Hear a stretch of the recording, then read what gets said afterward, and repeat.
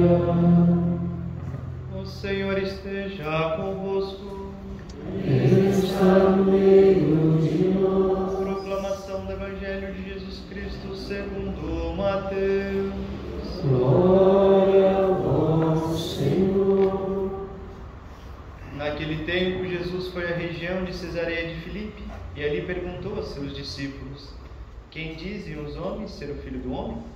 Eles responderam: Alguns dizem que é João Batista, outros que é Elias, outros ainda que é Jeremias ou algum dos profetas. Então Jesus lhes perguntou: E vós, quem dizeis que eu sou? Simão Pedro respondeu: Tu és o Messias, o Filho do Deus vivo. Respondendo, Jesus lhe disse: Feliz és tu, Simão, filho de Jonas, porque não foi um ser humano que te revelou isso, mas o meu Pai que está no céu. Por isso eu te digo que tu és Pedro, e sobre esta pedra construirei a minha igreja, e o poder do inferno nunca poderá vencê-la. Eu te darei as chaves do reino dos céus. Tudo que tu ligares na terra será ligado nos céus. Tudo que tu desligares na terra será desligado nos céus. Jesus então ordenou aos discípulos que não dissessem a ninguém que ele era o Messias. Palavra da salvação. Glória a vós, Senhor. Que as palavras do Santo Evangelho cancelem nossos pecados.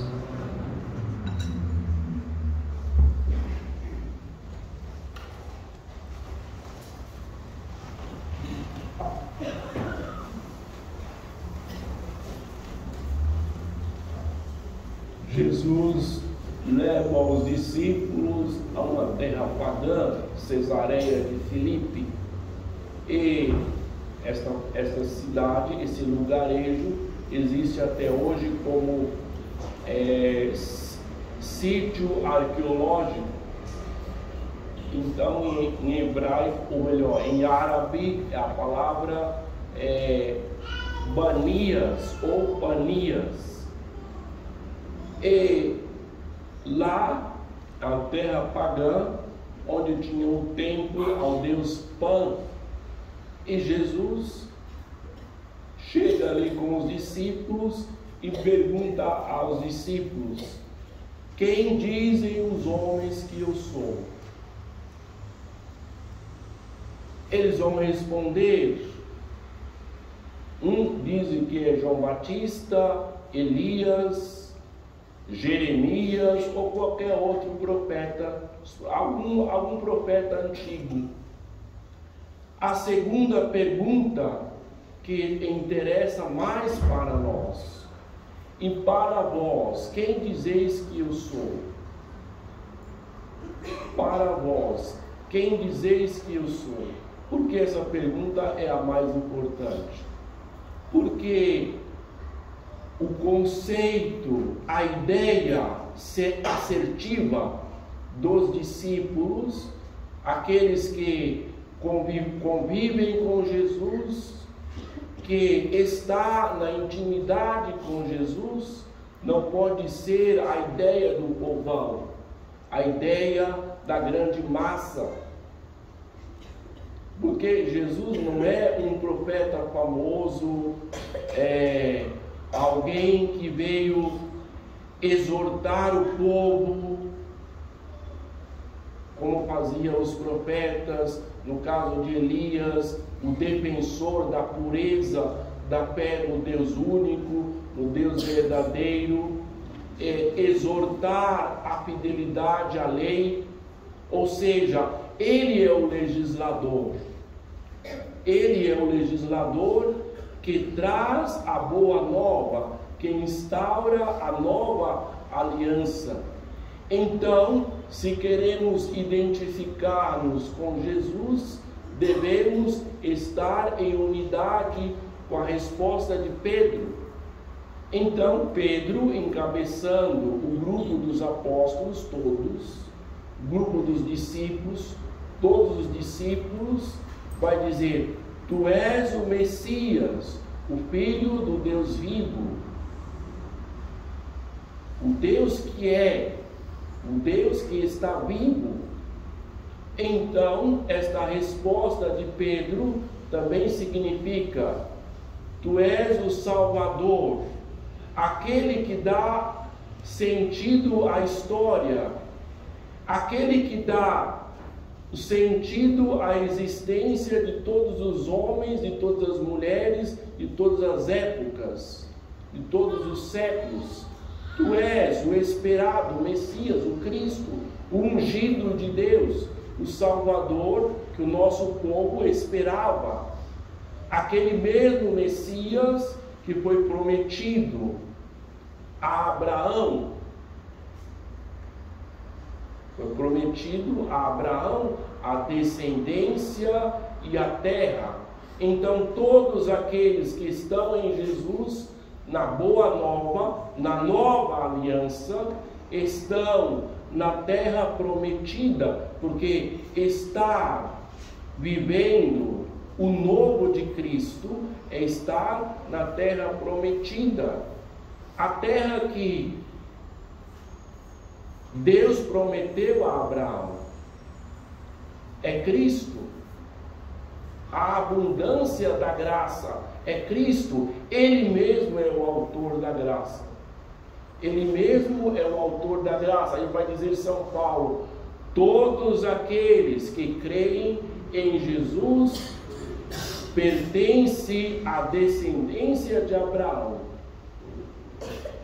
Agora não tem mais judeu, nem pagão, nem escravo, nem livre, nem homem e nem mulher, que todos têm o mesmo título: nova criatura em Cristo Jesus. Então, a resposta de Pedro, temos que estar em unidade com essa resposta. Saber por que fomos batizados, porque fomos inseridos em Cristo. E aí, Pedro fala para Jesus, diz para Jesus quem ele é. Descortina para nós a identidade de Cristo. A identidade de Jesus é descortinada, é esboçada por Pedro.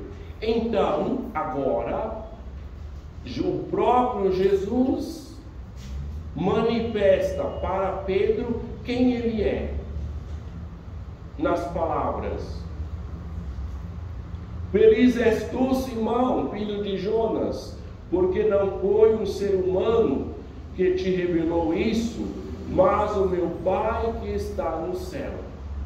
Ou seja, com o nosso pensamento rasteiro, enxovalhado, caduco, do egoísmo, do pensamento humano, do meramente horizontal, enxovalhado, nós pensamos como pensam todos os outros. Então, fica no plano humano. Então, com o pensamento do Pai Celeste, que revelou a Pedro quem é Jesus: tu és o Cristo, o Filho do Deus vivo, tu és o Messias, o Filho do Deus vivo. Então, nós entramos na identidade de Cristo, nós descobrimos quem Ele é. Então, Ele não é um profeta como Maomé, não é Buda, não é Confúcio, porque na Constituição brasileira está lá o termo religiões, e fala que a pessoa tem livre escolha de escolher, liberdade de religião, todo esse discurso que todos nós conhecemos, liberdade de religião. Então iguala tudo igual, não é tudo igual, não é tudo igual. Aqueles que dizem que o candomblé é religião, aqueles que falam que Umbanda é religião, aqueles que dizem que Espiritismo é religião, merece o nosso respeito, mas não dá a graça de Deus. A graça para o homem e mulher ser plenamente realizados em Cristo, na sua graça santificante, de alcançar a verdadeira liberdade em Cristo Jesus. Não é um desprezo a nenhuma outra religião, aquilo que se chama de religião. Porque na teologia ensina, a boa teologia ensina. Qual é o critério para ser religião? Ter havido revelação.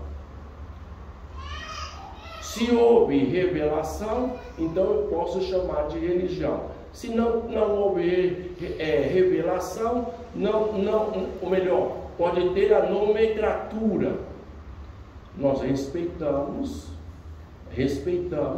mas nós devemos, como cristãos, batizados, inseridos em Cristo, na liberdade de filhos e filhas de Deus, devemos defender a pessoa de Jesus, a graça santificante, aquela que devemos corresponder na liberdade. Por que na liberdade? Porque o cristianismo, a religião que Cristo trouxe para nós, o cristianismo não se impõe com as armas, com a força, mas se propõe. Então, Jesus estava em um lugar, um dia, falando para as pessoas, conversando com as pessoas. Chega um jovem e pergunta a Jesus: Mestre, que devo fazer para alcançar a herança eterna? Jesus fala: cumpra os mandamentos. Tudo isso eu cumpri, já tenho cumprido desde a minha meninice. Jesus diz: olha, então, se queres alcançar a herança no reino celeste, vai, vende tudo e segue-me. Se queres na liberdade. Portanto, se escolhemos Jesus, se escolhemos a sua graça, então é na liberdade.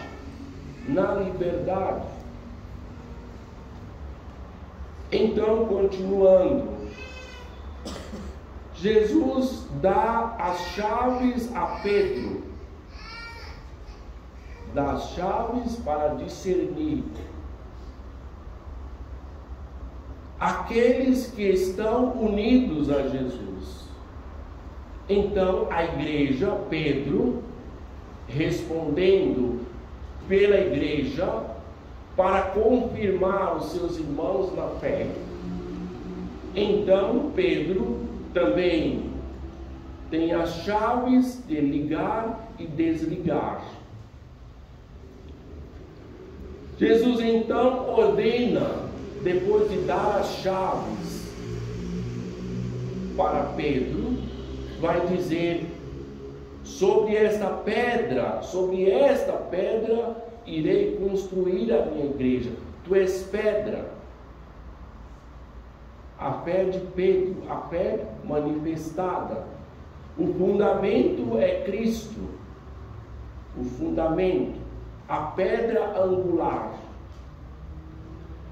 Então Jesus também diz para os discípulos não dizer para ninguém que ele é o Cristo. Mas esta proibição já tinha sido feita aos demônios, porque as pessoas, também os discípulos, pensavam em um Cristo triunfador, um Cristo político, guerreiro, que ia libertar Israel do poder da submissão do poder romano, e a libertar e a restaurar o reino de Davi, a monarquia de Davi. E aí Jesus vai dizer, não dizer para ninguém, porque devemos viver a nossa fé, manifestar a nossa fé, e que as pessoas possam experimentar a riqueza da graça. Então, São Paulo vai dizer: ó profundidade da riqueza, da sabedoria e da ciência de Deus. Nós podemos falar até 1h da manhã, mas se o Espírito Santo não nos convence, não convence cada pessoa desta riqueza, da sabedoria, da graça, para que experimente a graça de Deus, a doçura da graça de Deus. Então, São Paulo, extasiado, vai dizer: na verdade, tudo é dele, por ele e para ele. A ele a glória para sempre. Amém. Porque há um mistério, o mistério da fé. Quando o sacerdote termina a consagração, ele diz: mistério da fé. Então, para entrarmos nesse mistério, precisa a fé, precisa exercitar a fé, precisa olhar para Jesus, precisa ter um encontro com Ele, vivenciar. Então São Paulo vai dizer: ó profundidade da riqueza, da sabedoria e da ciência de Deus. Não é a sabedoria dos filósofos, não é isso, dos estudiosos. As pessoas podem ter 5 faculdades, mas em fé ser abaixo de 0 na fé, não ter nenhuma instrução, tanto que a pessoa se apega com doente, pé de coelho, superstição, crendice, mas nada disso é cristianismo. Então, São Paulo, na segunda leitura, vai dizer: a ele a glória para sempre. Amém. O que significa amém? Sim, eu dou o meu consentimento, assim seja. O próprio Jesus é o amém que veio até nós, veio afirmar a verdade de Deus, a verdade que Ele mesmo é a verdade, que manifestou entre nós. Peçamos a Maria Santíssima hoje para que possamos crescer, progredir no amor e na sabedoria de Cristo Jesus. Amém.